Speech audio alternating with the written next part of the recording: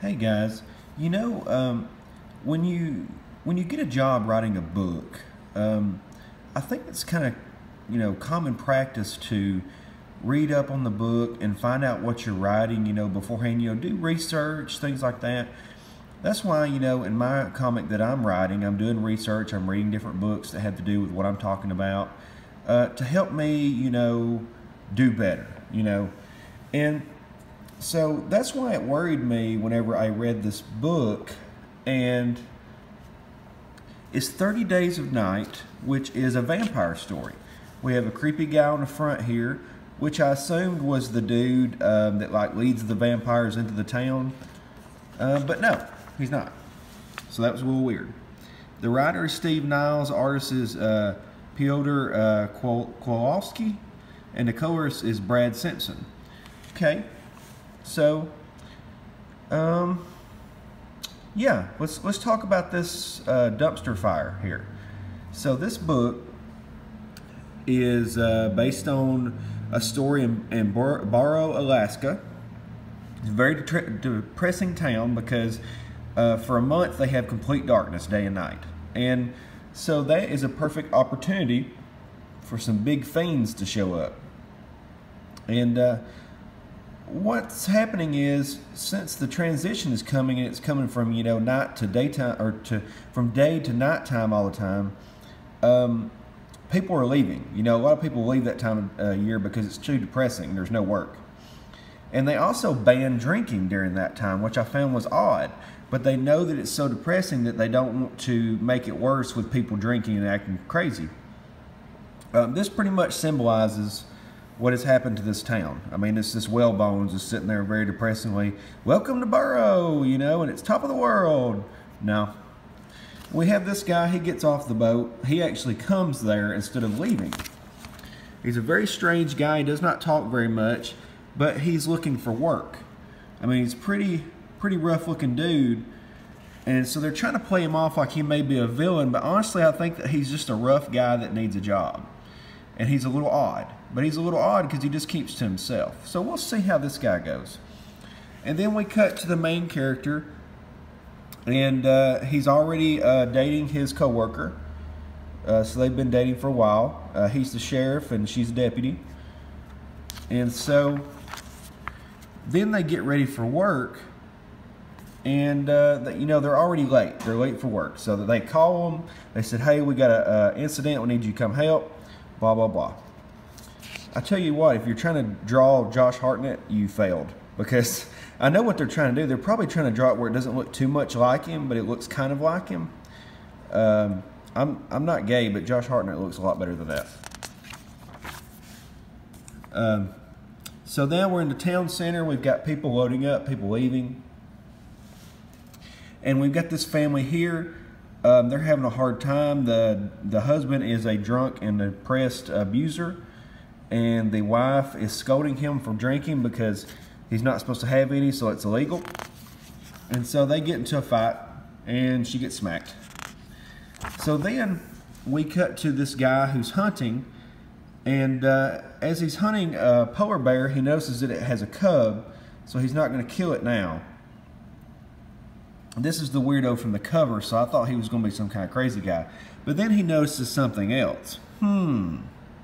What is this going on? So then we cut back to the deputy. He's having to deal with a lot of problems.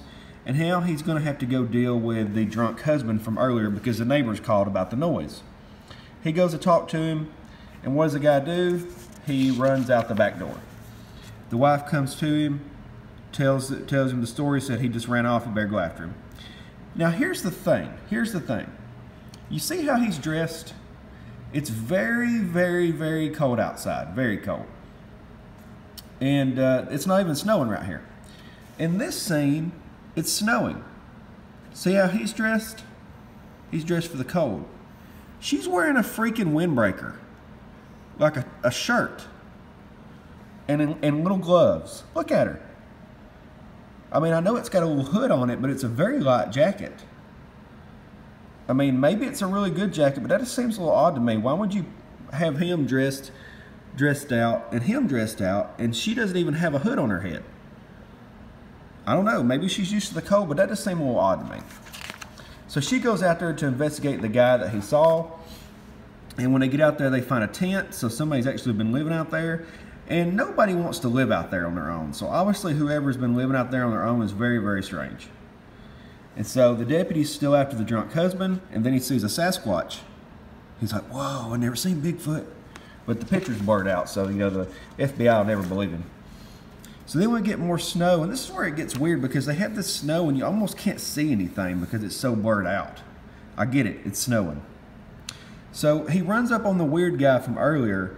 Instead of the weird guy giving him a hard time, he says, hey, the guy went that way. So, you know, then he leaves and he says, I don't know that guy. That's strange. You know, what is he doing walking around? But, you know, he's just looking for a job. He may end up helping him later on. So then the deputy is following the guy out there further and further. And then when they get out there, they find something that they weren't expecting. And I won't spoil it for you. But you know what it's not? A freaking vampire. It's not a vampire. Hey, you know what would be cool? If we had a vampire with no vampires in it. Oh my gosh, guys. I mean, really? How do you forget that? You're in a vampire book. How do you forget vampires? That sucks. But I don't know, guys. Like, everybody was telling me, don't read this book. Don't read this book. 30 Days a Night sucks. Don't read this book. And then one guy was like, yeah, you know, it's a pretty good book. You ought to try it out. I said, well, this is a new one. This is issue 1. This is a new run. Y'all haven't read this. It may be something completely different. And it's $3.99. Gosh. How is this $3.99? IDW, you're greedy, okay? This art is not $3.99 worthy, okay? I don't know, guys. I mean, how do you have...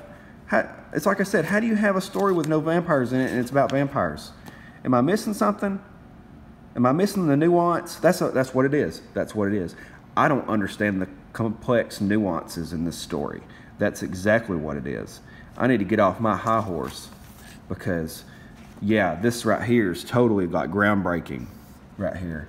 And a story about vampires. Yeah, it's really great. Oh my gosh, I don't understand it, guys. I don't get it. I don't get it at all. 30 Days a Night issue 2 is coming out. Guess what? I'm not going to be picking up issue 2. You know, I watched the movie. The movie was pretty much my first toe dipping into the story of 30 Days a Night. You know, like I said, I don't read many other stories than superhero books just because I like superheroes. That's why I got into comics. But I have started branching out, obviously, because I'm reading this. And the movie was really good. I loved the movie. I mean, it was very interesting to see the way those vampires were. It was interesting that the hero became a vampire to fight the vampires. I mean, it was great. Now, I kind of wish he would have lived. It was sad that he died at the end. Spoiler alert, but it's an old movie. Go watch it. But this 30 Days a Night, see, here's how you make a book. You need to establish the characters. You need to set the plot and the setting, and then you need to have a conflict. They need to have a conflict that happens, and then at the end, you have a cliffhanger for the next issue so that they have to read the issue. And if you're writing a vampire book, guess what you got to have in it? Snapping turtles. Oh, no, I'm sorry. Vampires. Oh, my gosh. I mean, you guys read this with me. I mean, it wasn't very interesting. All right, let's read some of the dialogue here. I'm sure it's nothing, Roy, probably kids. Just hang on, we're on the way. Trouble? Couple theft reports, nothing out of the ordinary.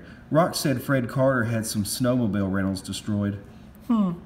Vandalism sounds like kids. That's what I said. We should go. Tomorrow, we take some time together, right? Sure. Don't sure me. Promise we'll take some time to watch the sun go down. Sure. Oh. You know, I don't do very long reviews because I like to be to the point. But I'm trying to explain things a little bit better, why I don't like things, so that people understand. And this is trash. This is utter trash. I'm gonna pull a DNC right now with this book, and I'm just gonna go. That's what you get. It's what you get. You sit there and you think about what you did.